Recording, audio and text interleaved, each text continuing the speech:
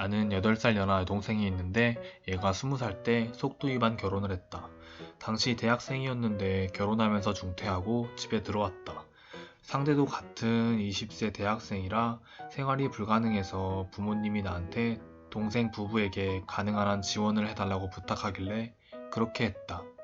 결국 동생은 2년도 안 돼 이혼하고 곧 재혼했지만 두 번째 결혼도 애만 늘려놓고 또 이혼. 부모님은 몸이 약해서 돕고 싶어도 못 도우니까 나름 생활에 여유가 있었던 내가 금전적 지원을 계속했다.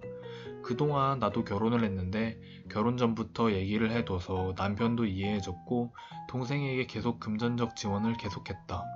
예전에 아버지가 일하다가 머릿속 혈관이 끊어진 이후 입퇴원을 반복하고 있어서 남편과 상담한 끝에 집을 사서 친정 부모님을 모시고 살기로 했다. 거기에 여동생이 굴러 들어왔는데 떨어져 살다 보니 동생이 지금까지 어떻게 살아왔는지 몰라서 쉽게 받아들인 걸 나중에 후회하게 됐다. 얘는 하여튼 간에 좋게 말하면 낙천적이고 안 좋게 말하면 머릿속이 텅텅 빈 애라 어머니로선 나쁜 인간이었다. 내가 쌍둥이를 임신 중일 때 자기 자식을 우리한테 맡기고 자기는 남친과 거의 매일 데이트하고 다녔는데 보다 못한 부모님이 야단쳐도 안 고쳐지고 그렇게 얘가 있는데 차디찬 바깥에 내쫓을 수도 없고 내 배가 불러오니까 몸 조심하자는 의미로 입원하기로 한 것도 있고 해서 결론이 안 내려진 채 시간이 흘렀다. 여기서 어떻게 하면 이런 전개가 되는지 모르겠다만 부모랑 혹 달린 여동생과 동거하는 것에도 싫은 내색을 보이지 않던 남편이 내가 입원한 병실에 와서 저 사람들하고는 더는 함께 못 살겠다고 했다. 내가 입원 중에 여동생이 남편에게 갈아타려고 했다고 한다. 언니를 내쫓고 형부 재혼해서 가족끼리 사이좋게 살자. 부모님도 찬성이셔. 라고 밤에 여동생이 그런 목적으로 침실에 숨어 들어와 말했고 처제랑 선을 넘는 취미는 없는 우리 남편이 장인 장모한테 따졌더니 첫째는 수입도 있고 강한 아이니까 혼자서도 괜찮지만 우리는 누군가가 뒷받침해주지 않으면 살아갈 수 없으니까 라는 영문모를 소리를 했다고 한다. 나는 집에 가서 따지고 싶었지만 되려 쓰러져 버려서 힘이 안 들어가 일어날 수가 없었다.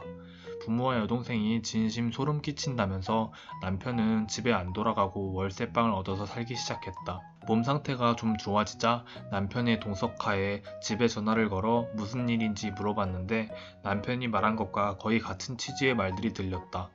나는 남편과 헤어지고 남편은 동생과 재혼시키자고 한다. 그리고 나는 부부가 함께 대출 걸어놓은 집에서 내쫓기고 뱃속의 쌍둥이는 나 혼자 낳아서 알아서 기르라고 했다. 이미 내 짐은 싸놨으니 낳고 나면 이사하면 된다고 빨리 돌아오라고 했다. 어머니와 통화 중에 저절로 혈압이 올랐는데 임산부 아니었으면 난 집에 쳐들어가서 화내고 소리 지르고 난리 쳤을 거다. 부모와 여동생을 한꺼번에 버리자는데 부부의 의견이 일치해서 나는 아이를 몸 건강히 낳는 데만 전념했고 남편에게 처음부터 끝까지 맡겨뒀다. 대청소하듯 치워버리라고 말해뒀는데 남편이 이 말을 성실하게 잘 들었다. 남편은 옆 동네에 사는 자기 친척을 동원해서 부모님과 여동생을 쫓아냈다. 아기가 있는데 쫓아내는 거야? 우리 보고 어떻게 살라고? 라고 어머니와 여동생은 울부짖었다고 했다.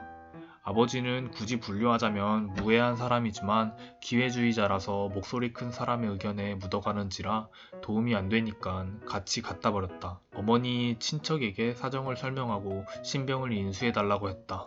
집 열쇠도 바꾸고 보안 대책도 세웠다. 빈집이 된 1층은 남편의 형이 일할 사무실로 빌려줬다. 외가 친척이 부모와 여동생을 감시해주고 있지만 딱 한 번 내가 입원한 병원에 쳐들어왔음. 남편이 사전에 병원에 교섭해둔 덕에 안 마주치고 끝났다만 폰 음성함이 자비를 구걸하는 메시지로 꽉 찼었다. 저렇게까지 우리 부부를 바보 취급해놓고 이제 와서 나에게 도와달라고 하다니 이해가 안 됐다. 조카 둘까지 함께 갖다 버렸지만 외가 친척네는 농사짓는 집안이니까 굶어 죽진 않을 테고 지금은 무사히 태어난 쌍둥이 육아에 전념 중이다.